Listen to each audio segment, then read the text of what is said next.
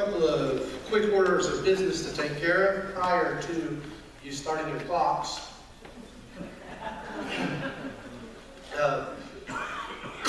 Excuse me, we have an announcement. First of all, Andrea and Micah Johnson wish to place membership with us. Andrea and Micah, will you all stand, please?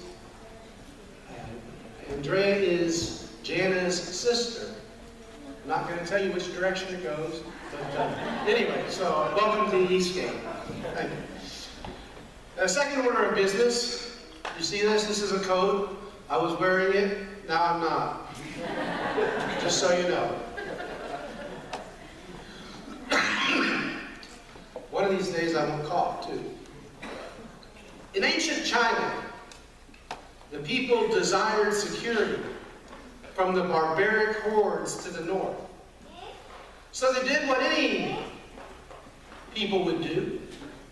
They built a wall, a great wall. In fact, they built the Great Wall of China. It was too high for anyone to be able to climb over.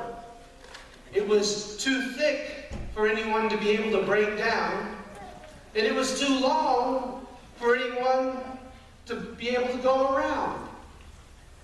So they thought they had it made, security achieved. You know, the only problem is that during the wall's first 100 years of existence, China was invaded 3 times from the north. Now, was the wall a failure? Not exactly. It wasn't a failure because not once did the advancing hordes of enemy ever scale the wall and go over the wall. Never did they break down the wall. And I don't guess the enemy ever even thought about trying to go around the wall. So how did they do it? How did the the peoples from the north, how did they invade from the north? Well, the answer lies in human nature. They simply bribed the gatekeeper. And then they walked right through the gate in the wall. It was that simple for them. The fatal flaw in the Chinese's plan was that they put so much emphasis on building a wall that would keep people out that they didn't put enough emphasis on instilling character into their gatekeepers. And as a result, they were invaded those 3 times. Now then, if I were to say to you that every gatekeeper of the Great Wall of China during its first 100 years of existence was corrupt, would that be a fair statement? Absolutely not. Because there were only a very few that were willing to sacrifice their country for their own personal gain. Do you understand my point? Just because one member of a group is bad doesn't mean the whole group is bad. I mean, it may work that way with apples in a barrel, and one bad apple spoils the whole barrel. I understand that. But with people, just because one member of a group is bad doesn't mean that that whole group is bad. Now, it's that way with individuals in a group, but it's also that way with events in a person's life. Oftentimes we're stereotyped by events that took place in our lives. Sometimes they're good events too. He scored the touchdown that won the state championship football game for us. Oh, that's something to be remembered for. Or she was the best basketball player that the town has ever seen. Yeah, that's great and all. But a lot of times when it's a good thing, it sort of fades over time. But then there's the other side too. A lot of times we stereotype people because of bad things in their lives, because of bad events. And those never seem to fade away, do they? Like the Great Wall of China. A person can be perfect almost in every way, but they'll be remembered by the few flaws or cracks that they did have. Tragic, isn't it? I would love to stand here today and tell you that we don't face this problem here. I'd love to be able to say that we are as forgiving as God is. After all, Wasn't it Jesus who said, if you don't forgive others, God won't forgive you? Matthew chapter 6, verse 14 and 15, by the way. So yes, it was Jesus who said that. We don't listen too well, do we? Sometimes we can't take a hint. We have to forgive people if we want to be forgiven. And if we don't, then God won't forgive us. When someone repents and asks for forgiveness, we give it to them. We can't stereotype them. Yet that's what happens more often than not. And not just in Siloam Springs, Arkansas, but everywhere. Because we are human, we have a real problem forgiving and forgetting. Excuse me. If a person robs a bank and is caught, they are labeled a bank robber for the rest of their life, aren't they? If a person commits some other criminal activity and is put into a State Department of Corrections, they are labeled a convict for the rest of their days, are they not? But what happens if that bank robber or that convict comes to know Jesus and obeys the gospel? What do we do then?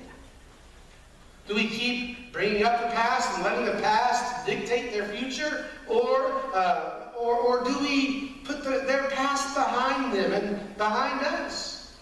And welcome them into our fellowship and put them to work serving God? And that's what we need to do. We need to do that. And they have been given a brand new slate before God, so we need to give them a brand new slate as well. Now, don't misunderstand what I'm saying. If somebody who had been convicted of bank robbery began attending services here, I don't think that we should make them church treasurer. Okay? Not because of their past, but because we don't want to put a temptation in front of them unnecessarily. We said we ought to forgive a bank robber who repents and is baptized, and I believe that that's right. But you know, there's a man who did far less than rob a bank that we refuse to forgive. Paul persecuted the church, oversaw the execution of people whose only crime was that they were a Christian. Yet we can forgive him. Peter, 3 times in one night, denied that he knew Jesus with oaths. And yet we can find it in our heart to forgive Peter. Of whom am I speaking? Well, does the word doubter ring a bell? Doubting Thomas is a stereotype that Thomas was never able to live down. In fact, he is still noted for it today. In fact, you mentioned the word Thomas, and immediately John chapter 20 comes to people's mind. You would open up your Bibles to John chapter 20. We'll read from there in just a few moments. Can you imagine that, though? We can forgive somebody who killed Christians. We can forgive someone who very vocally, blatantly, very loudly, and perhaps even with a little bit of cursing thrown in, denied that he knew Jesus. But we can't seem to find it in our hearts to forgive a guy whose only recorded fault was that he didn't believe the near impossible to believe story that the other disciples told him about Jesus being raised from the dead. Excuse me, I wonder how many of the other apostles would have believed that Jesus had been raised from the dead if they hadn't been there that first night. Just a thought. Well, let's look at that most infamous scene in Thomas's life. John chapter 20, verses 24 through 29. Now Thomas, called Didymus, one of the 12, was not with the disciples when Jesus came. So the other disciples told him, "We have seen the Lord." But he said to them, "Unless I see the nail marks in his hands, and put my finger where the nails were, and put my hand into his side, I will not believe it. A week later, his disciples were in the house again, and Thomas was with them.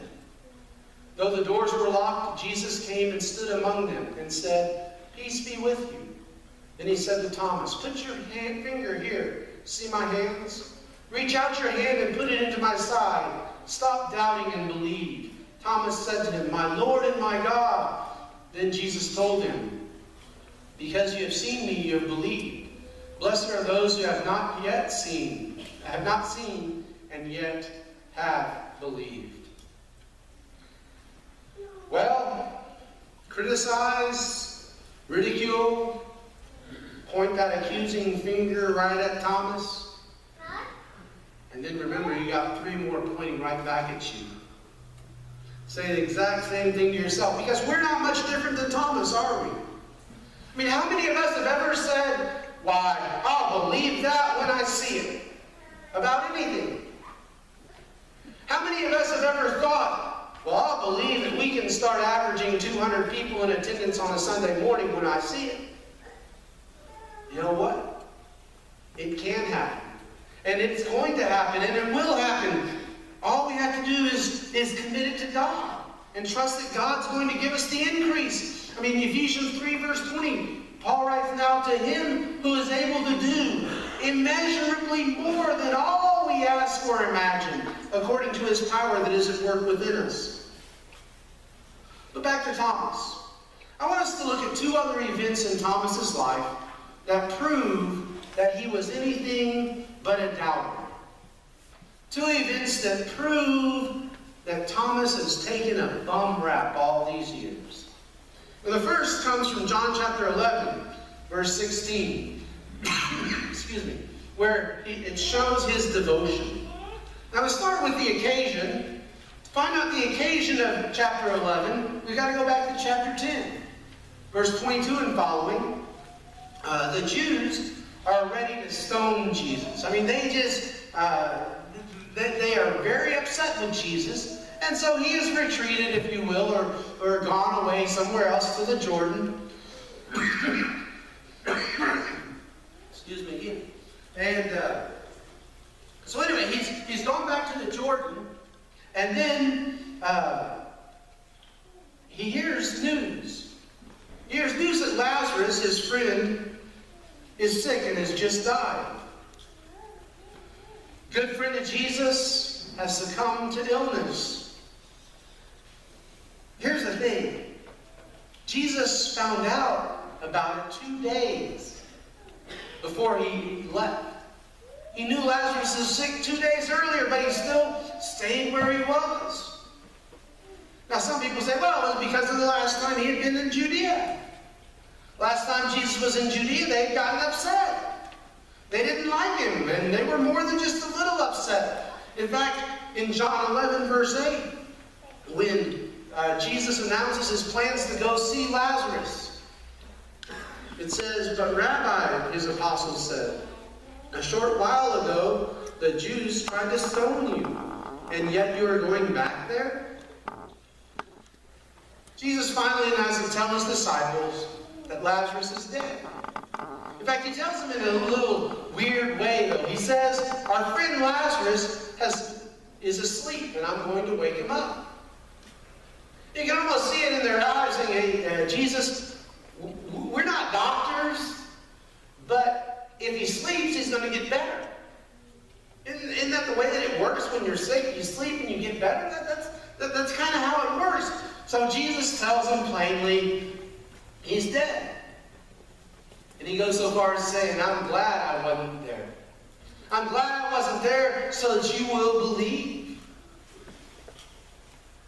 What does that have to do with Thomas? Well, we see the devotion of Thomas in this incident as well. Because when we get to John chapter 11, verse 16, it says, "Then Thomas, called Didymus, said to the rest of the disciples, 'Let us also go, that we may die with him.'"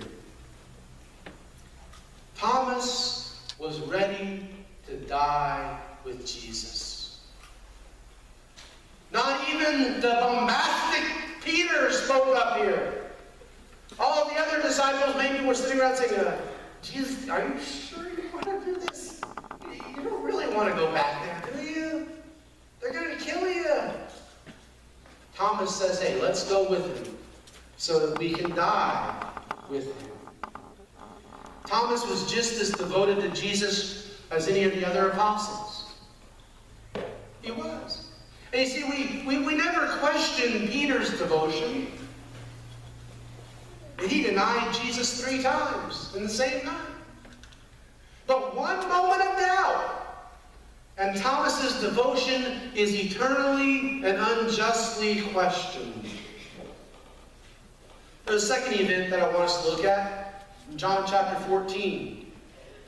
In John chapter 14, verse 5, Thomas shows his respect for Jesus. And he does so by asking a question. But let's look at the occasion, first of all. The occasion comes from John 14, verses 1 through 4. It says, do not let your hearts be troubled. This is Jesus talking. Trust in God. Trust also in me. In my Father's house are many rooms. If it were not so, I would have told you. I am going there to prepare a place for you. And if I go and prepare a place for you, I will come back and take you with me, and you also may be where I am. You know the way to the place where I am going. Now, Jesus is trying to comfort his disciples. And he does so by saying, I'm going away to prepare a place for you. To prepare a place for you to come and be with me. Now, that's pretty hard to understand teaching if you stop and think about it. I mean, he says, you know the way to the place where I'm going. I'm going to make reservations for you. The disciples are probably confused. Probably all of them are confused. Probably none of them really gets it. None of them really understands what he's talking about and so forth. And so they're waiting to figure it out. But finally, Thomas shows his respect of Jesus because he asked a respectful question. John 14, verse 5, Thomas said to him, Lord, we don't know where you're going, so how can we know the way? Thomas says, we don't know. No, we don't have a clue what you're talking about. Will you please explain it to us a little bit more? Now, what's happened here? Jesus has just predicted his death, burial, resurrection, betrayal, and denial, and so forth. Thomas says, we're just following you around. We don't understand what it is that you're talking about. And so Thomas questions Jesus, but in a very respectful way. He doesn't question him like Peter did in Mark 8, 31 and 32. It says, Jesus then,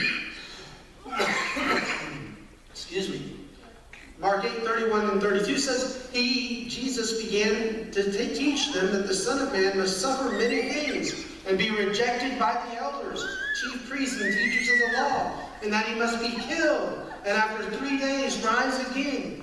He spoke plainly about this, and Peter took him aside and began to rebuke him. Thomas doesn't understand, and so he just says, Jesus, we don't understand. We don't know where you're going, so how can we know the way? Peter took him aside and began to rebuke him. And you know what? Jesus' answer is equally respectful. It really is. He tells the disciples beginning in verse 6, Jesus says, I am the way, the truth, and the life. No one comes to the Father except through me. If you really knew me, you would know my Father as well. From now on, you do know him and have seen him. Unlike Peter, in Mark 8:33, after Peter took Jesus aside and began to rebuke him, we're told, but when Jesus turned and looked at his disciples, he rebuked Peter. And not only does he rebuke Peter, listen to what he says to Peter. Get behind me, Satan, he said. You do not have in mind the things of God. But Jesus isn't saying that Peter is Satan. That's not what he's saying. Okay? What he's saying is that what Peter is saying is from Satan. Peter's attempt to let Jesus avoid the cross, that was from Satan. That was something Satan didn't want to happen. But in John 14, we read verse 6, let's read verse 7. As well, we did as well. So Jesus' respectful answer stems from the respectful way in which Thomas questioned Jesus. So Thomas isn't nearly as big of a clod as you might have thought he was, is he? He had problems, which always seem to be stressed. They always talk about doubting Thomas, always doubting Thomas, always bad Thomas, always silly Thomas. But he also had some good points. Those never seem to be stressed when you talk about Thomas. Thomas was as devoted to Christ as any of the other apostles. He was willing to die for and with Jesus. Even before, we're told Peter would speak up or anyone else. And he showed much more respect to Jesus than did some of the other apostles. Now, you know, the purpose of this lesson was to defend Thomas, first of all. But it also was to shame us for judging people by one event in their lives, especially when we don't know the whole story. So many times we look at people. We see somebody on the street and their hair is unkept, and their clothes are ragged and torn, and they don't look very good. Maybe they don't smell very good. And when we see them, we sort of think, oh, wow. Oh, look, I didn't see them. That's good. But when we see somebody who is maybe dressed nicely, we think, oh, well, hey, there's a potential contact for Christ. Folks, we need to understand that everybody, even you, has a past. And that everybody, even the person who is the quote-unquote bum on the street, that everybody is desirable, or that God desires that everybody come to Him and be saved. And you may be the one who's supposed to reach out to that less than desirable person. We have no right to deny anyone, no matter how bad they may have been, the opportunity to get to know Jesus. So have you been keeping people from getting to know Jesus simply, well, because of what they did in the past? Now again, I'm not saying that we need to purposefully and willfully put people who have done things in the past in temptation's way. That's not what I'm saying at all. What I'm saying is that we owe it to them to try to move forward from the past with great anticipation and expectation of the future. Because if we can't forgive them, God can't forgive us. And all of us need God's forgiveness. If you're here this morning and haven't been forgiven by God because you haven't been immersed in the waters of baptism for the forgiveness of your sins, then why not take advantage of this opportunity and have that happen this morning? Maybe you did, but you've fallen away, you've slipped a little bit, and you've stumbled, and well, you just need a little bit of help to get back to being the person that God calls you to be. If that's your situation, we want to pray with you. We want to pray for you. Maybe what it requires is just a simple private response where you're at. If that's the case, or if If you need to publicly respond, won't you come to the front now as we stand and sing together?